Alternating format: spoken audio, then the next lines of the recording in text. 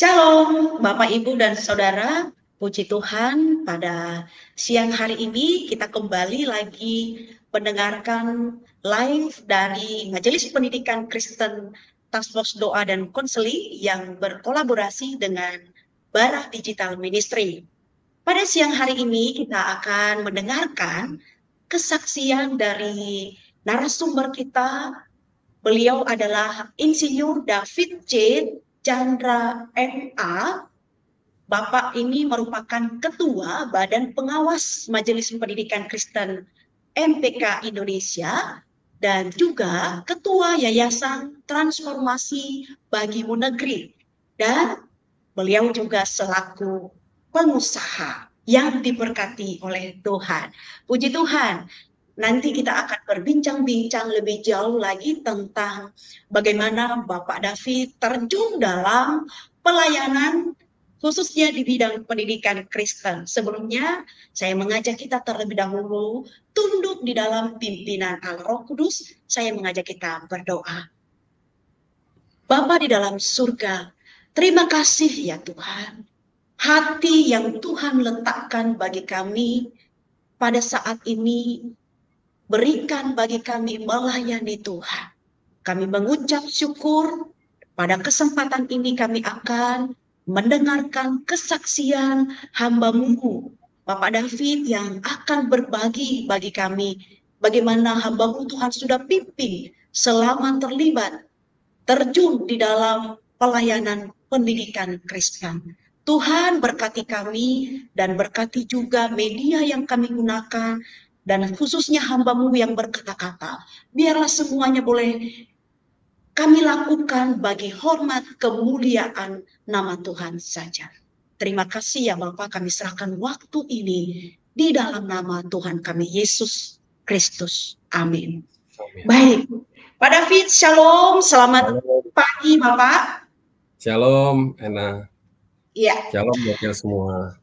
Ya, puji Tuhan, Bapak. Saya akan berbincang-bincang terkait bagaimana Bapak terjun di dalam dunia pendidikan Kristen dalam pelayanannya.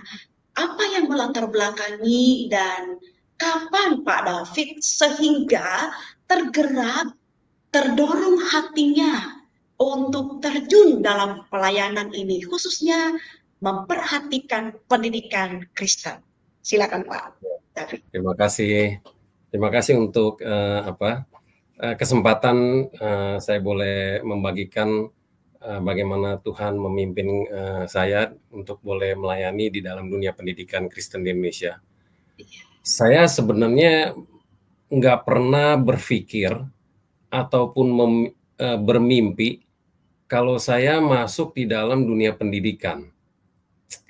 Jadi saya hanya mengalir saja bagaimana ketika saya melayani dari sejak saya di mahasiswa sampai kepada ke gereja dan kemudian ke dunia pendidikan ini. Jadi saya yakin sekali dengan Yohanes 15 ayat 16 yang mengatakan bukan aku yang memilih kamu, bukan kamu yang memilih aku, tetapi akulah yang memilih kamu. Dan aku telah menetapkan kamu supaya kamu pergi dan menghasilkan buah, dan buahmu itu tetap. Jadi dalam hal ini saya yakin bahwa saya dipilih Tuhan untuk masuk dalam dunia pendidikan ini. Bukan saya memilih untuk melayani dalam dunia pendidikan ini. Jadi dengan demikian saya melihat bagaimana kalau Tuhan yang memilih, maka Tuhan yang akan memampukan saya, dan saya bisa menghasilkan buah, dan buah itu tetap gitu. Jadi inilah yang saya pikir bahwa pelayanan ini bukan pelayanan saya, ya, bukan saya yang memilih, bukan saya yang memulai, tapi Tuhan yang menuntun saya, Tuhan yang memperlengkapi saya sehingga saya bisa melayani di dalam dunia pendidikan ini, ya. Jadi saya melihat ketika saya mulai, saya memang latar belakang saya orang Kristen lah ya. Jadi saya dibesarkan di dalam keluarga yang termasuk dysfunction, di mana ayah saya waktu itu belum percaya. Jadi saya dibesarkan oleh mama saya yang kemudian membawa saya ke gereja. Tapi memang ya itulah karena gereja saya orang Kristennya sebagai orang Kristen KTP, jadi saya cuman hanya ikut-ikutan ke gereja dan sebagainya. Nah, ketika saya di kampus baru kemudian saya mulai mengenal Tuhan Yesus dan saya sudah mengambil keputusan untuk lahir baru dan kemudian saya dibina di dalam pola pemuritan daripada navigator. Berlanjut kemudian akhirnya saya selesai, saya kembali ke Jakarta, kemudian saya ikut pelayanan di gereja. Nah, itu cukup lama pelayanan di gereja, mungkin ada kali hampir 20 tahunan begitu ya. Nah, kemudian waktu itu nggak tahu bagaimana gereja mengusulkan saya untuk melayani di Yayasan Pendidikan Kristen IPK yang waktu itu menjadi bagian daripada gereja kami, yaitu Gereja Kristus Yesus. Nah, mulailah sejak tahun itu, kira-kira tahun 2003 itu, saya mulai masuk dalam dunia pendidikan. Jadi selama ini saya belum pernah berpikir bahwa saya akan masuk dalam dunia pendidikan. Tapi dari sebelum masuk dalam dunia pendidikan, saya melihat banyak hal bagi Tuhan memperlengkapi saya. Terutama saya ketika lagi krisis 97-98 itu, karena perusahaan waktu itu tidak punya kegiatan yang banyak, jadi saya kemudian ambillah sekolah misiologi di STT Amanat Agung. Nah, di situ saya belajar. Saya juga nggak tahu untuk apa sih saya belajar, cuman saya pikir ya udah saya belajar aja gitu ya. Nah, kemudian saya dibukakan mulai misi berbagai macam misi yang kontemporer dan sebagainya begitu. Nah, berlanjut lagi kemudian setelah di pelayanan di gereja itu, kemudian saya melayani pasangan suami istri dan saya kemudian kami belajar bersama-sama bagaimana mendidik dan membesarkan anak gitu ya. Jadi masih anak-anak masih pada kecil-kecil, kemudian kita membina mereka gitu. Nah, kemudian itu kesulitan lagi bagi saya. Akhirnya saya bilang, ya udah, saya kemudian waktu itu ketemu Pak Yakub Susabda di STT RI. Kemudian akhirnya Pak Yakub Susabda bilang, ya udah kamu kuliah aja katanya. Akhirnya saya masuklah kuliah di dalam konseling Kristen gitu ya. Nah, jadi saya melihat bagaimana Tuhan mempersiapkan itu, sehingga ketika saya masuk di dalam dunia pendidikan, saya punya bekal yang Tuhan sudah sediakan, sehingga saya bisa mulai untuk di dalam bagaimana melihat pendidikan Kristen itu secara holistik. Gitu. Nah, 2003 sampai 2009 saya masih di Yayasan IPK.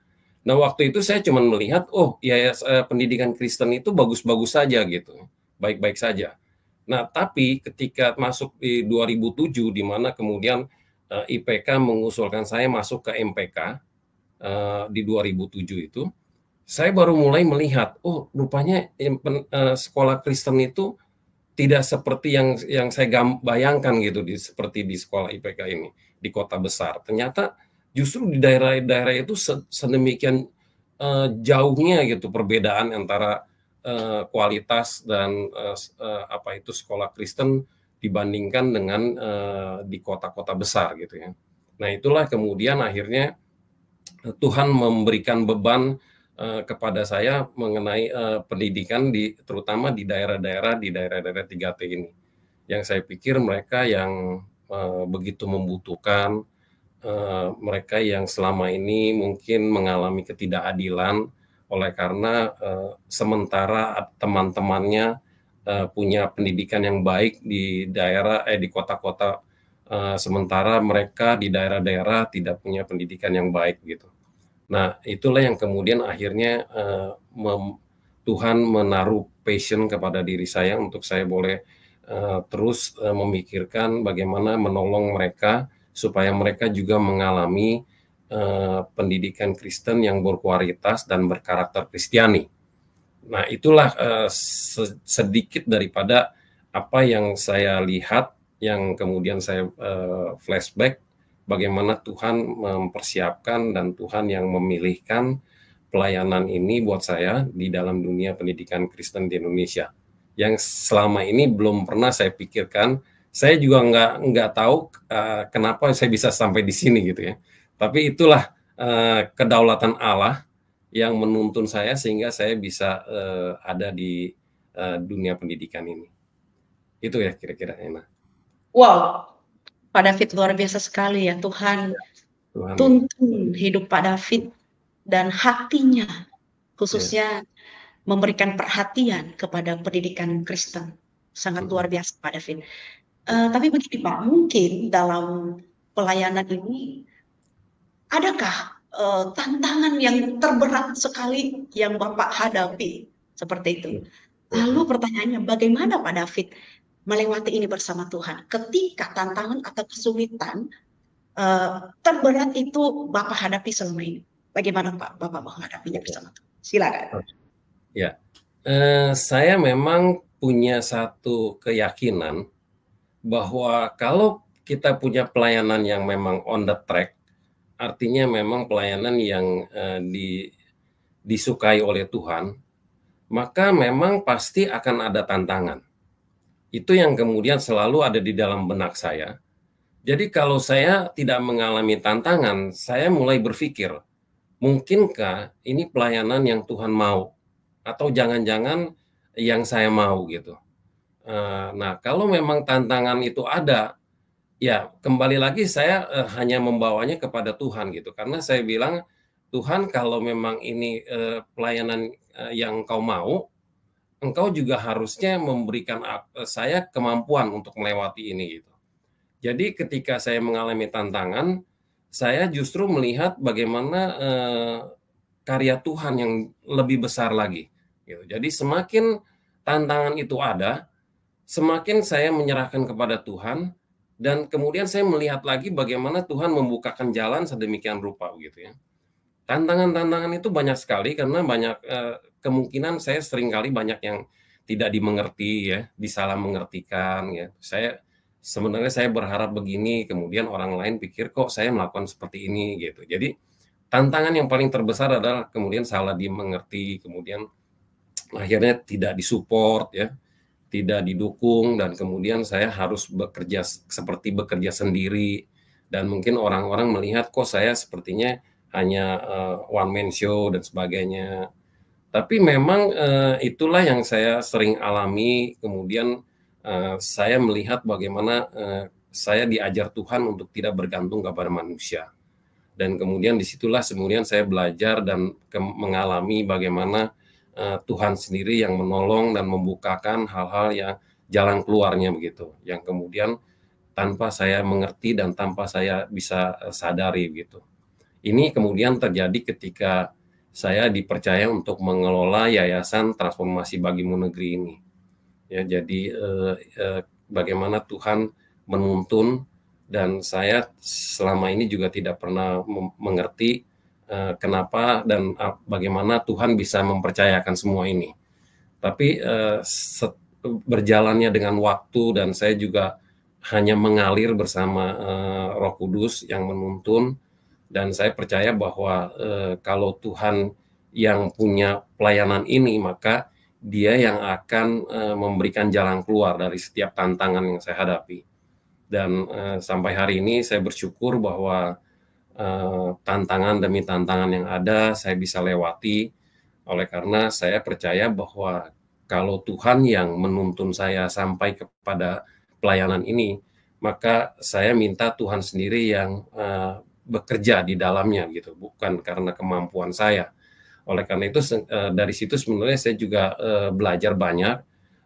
Ternyata memang dari pelayanan inilah saya makin bertumbuh dan saya makin mengenal Tuhan begitu. Jadi bukan sekedar hanya orang-orang yang saya layani, tapi juga bagaimana akhirnya itu juga menolong saya untuk saya belajar lagi. Oleh karena saya mengalami bagaimana penyertaan Tuhan melewati tantangan-tantangan yang ada itu. Itu kira-kira. Terima kasih. Wow, sangat luar biasa Pak. Tantangan bukan menghindari, bukan kita hindari ya Pak ya. Tetapi betul. sangat luar biasa tadi Bapak berbagi Ya, bahwa justru semakin membuat saya bergantung ya, kepadanya. ya. Jadi saya pikir Itu memang tantangan luar itu ya biasa. adalah kesempatan di mana kita mengalami kuasa Tuhan. Tantangan itu ada, justru kita bisa lebih bertumbuh di dalam mengenal Dia. Jadi itulah salah satu yang saya pikir kita harus tidak boleh menghindari tantangan, justru kita bisa merangkul tantangan yang ada. Karena tantangan itu adalah kesempatan sebenarnya. Itu enak. Wow, keren banget Pak David. Terima kasih. Saya yang muda ini ya diberkati melalui penjelasan awal-awal yang Bapak David sampaikan ini. Benar ya, tantangan bukan dihindari, tetapi biarlah semakin mendorong kita bergantung kepadanya dan Amin. membuat kita semakin mengalami Dia, bertumbuh kepada Amin. Kristus. Puji Tuhan. Pak David, Nah, adakah hal yang paling menyentuh Bapak dalam pelayanan di bidang pendidikan Kristen ini yang bisa dibagikan kepada kita juga sebagai pendengar pada siang ini, Pak? Yang ya, paling menyentuh hati Pak David. ya. Silakan, Pak David. Memang kalau kita masuk ke lapangan begitu ya, kita langsung masuk ke daerah-daerah, dan saya bersyukur bahwa ketika saya diizinkan melayani di MPK sebagai ketua umum 2 periode itu, saya diberi kesempatan untuk boleh keliling seluruh Indonesia dari barat sampai timur ya, dari jauh di Sumatera Utara sampai kepada di Merauke. Nah, saya melihat bagaimana orang-orang, anak-anak di sana begitu ya. Itu yang seringkali menyentuh saya gitu ya. Saya melihat bagaimana mereka ada yang kadang-kadang jauh perjalanan ya, bisa sampai berapa kilo begitu ya ke sekolah gitu. Tapi ketika sampai di sekolah nggak ada gurunya, sehingga mereka akhirnya main-main, terus mereka akhirnya pulang di tengah jalan juga saya lihat udah panas-panas, keringetan, jalan kaki gitu ya. Saya pikir kok susah sekali gitu loh mereka mengalami pendidikan yang baik begitu. Sementara kita di kota-kota kok kayaknya tidak menghargai gitu ya pendidikan itu.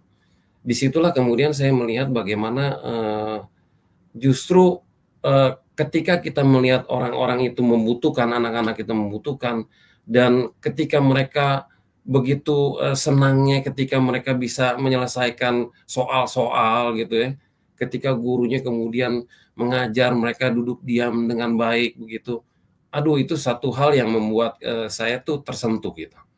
Jadi ketika saya melihat pengalaman-pengalaman itu, maka saya tidak punya hati untuk mundur lagi. Saya berpikir bahwa justru mereka inilah yang memerlukannya. Justru kitalah yang harus bagaimana datang kepada mereka untuk memenuhi kebutuhan itu gitu.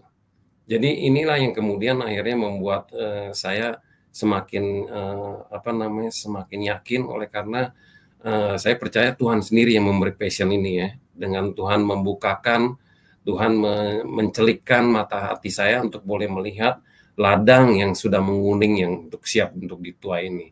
Nah, begitu banyak anak-anak di daerah yang sangat membutuhkan gitu. Tapi sementara hanya sedikit orang-orang yang mau pergi untuk melayani atau mendidik mereka di daerah-daerah itu. Itu yang kemudian akhirnya kami di dalam Yayasan Transformasi Bagimu Negeri mengutus guru-guru misi untuk boleh menolong guru-guru lokal di daerah supaya mereka bisa mendidik anak-anak ini dengan pendidikan yang berkualitas dan berkarakter Kristiani. Itu yang kemudian menjadi passion yang Tuhan tumbuhkan di dalam diri saya. Gitu, En. Puji Tuhan Pak David untuk berbagi pengalaman bahwa ketika terjun langsung ke lapangan, langsung dilihat oleh mata kita, lebih menyentuh. Puji Tuhan Pak David, kiranya Ya. terus dipakai oleh Tuhan, diberi kesehatan, semangat untuk terus melayani Tuhan.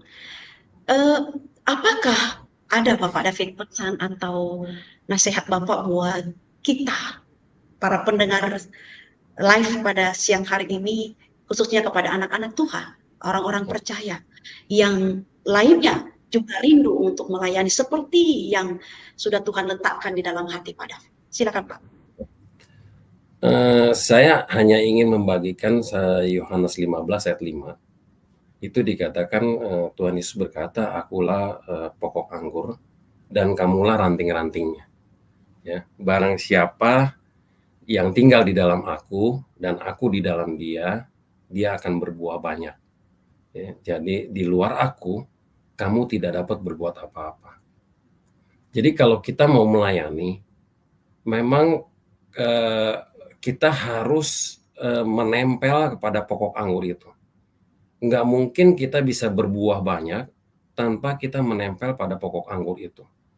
Jadi saya berpikir kita nggak usah terlalu repot-repot atau terlalu pusing-pusing gitu mencari pelayanan atau kemudian memilih-milih pelayanan gitu.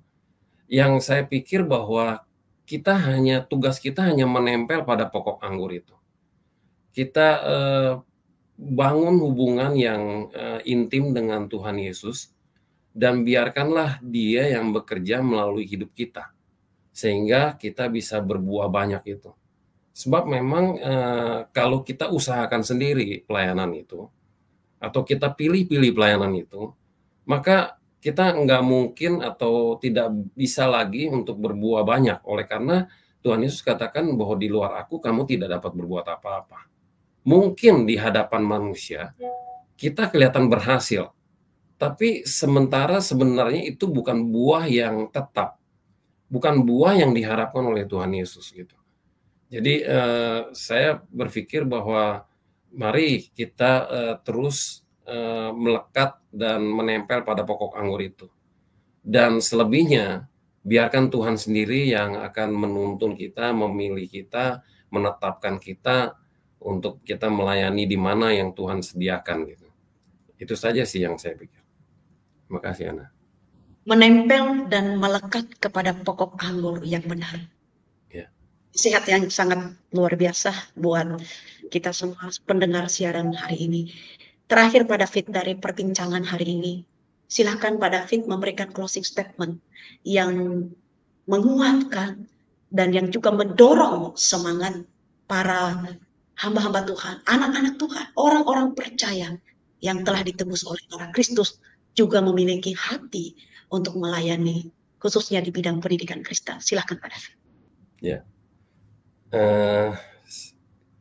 Kita sering berpikir bahwa kita mau melayani orang lain. Tapi kita lupa kalau kita harus bertanya kepada Tuhan yang mempunyai pelayanan itu. Ya, sama seperti seorang hamba. Dia tidak mungkin melakukan semaunya dia gitu. Dia harus bertanya dong kepada tuannya. Tuan, apa yang harus saya lakukan gitu. Nah, oleh karena itu sebenarnya seorang hamba, seorang yang ingin melayani, maka dia tiap-tiap hari harus bertanya kepada Tuhan Yesus, apa yang harus saya lakukan, Tuhan? Bukan berpikir dengan pengetahuan kita sendiri atau dengan pengalaman kita sendiri, membuat orang kagum kepada kita gitu. Bukan itu sih sebenarnya. Tapi apakah kita sudah bertanya sama Tuhan, apa yang harus ku perbuat Tuhan? Itulah saya pikir yang menjadi kunci seorang hamba yang kemudian menyenangkan hati tuannya. Sehingga suatu kali nanti kita punya satu kerinduan. Tuhan Yesus berkata, hai hambaku yang baik dan setia, ikutlah dalam kebahagiaan Tuhanmu. Itulah yang menjadi penghiburan kita, yang menjadi pengharapan kita. Terima kasih. Puji Tuhan, David. Sangat menguatkan dan sangat mengingatkan, menegur hati secara pribadi ini. Saya percaya Bapak dan Ibu, saudara sekalian yang mendengarkan kesaksian hambanya yaitu Pak David, bagaimana beliau terjun di dalam dunia pendidikan, melihat anak-anak yang tertinggal. Mereka juga perlu pendidikan yang berkualitas. Sangat dahsyat Tuhan bekerja di dalam kehidupan Pak David. Tuhan memberkati Bapak dan penghujung acara ini sebelum kita menutup, silakan Pak David, mohon memimpin kita di dalam doa. Silakan. Mari kita satu dalam doa.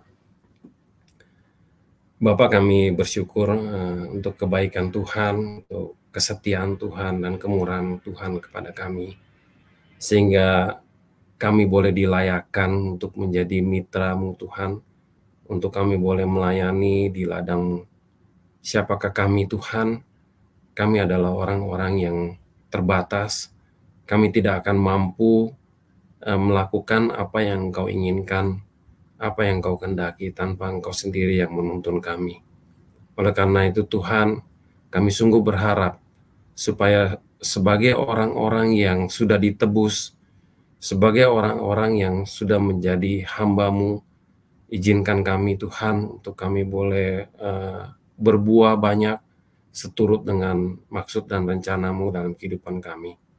Terima kasih oleh karena Engkau mau memakai kami dalam segala keterbatasan kami, dan biarlah melalui semua itu kami belajar lebih mengenal Engkau Tuhan, dan kemudian kami bisa memperkenalkan Engkau kepada orang-orang di sekeliling kami, kepada orang-orang yang kami layani.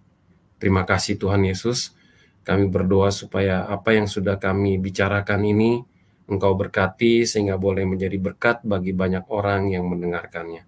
Hanya di dalam Yesus Kristus kami berdoa dan mengucap syukur. Amin.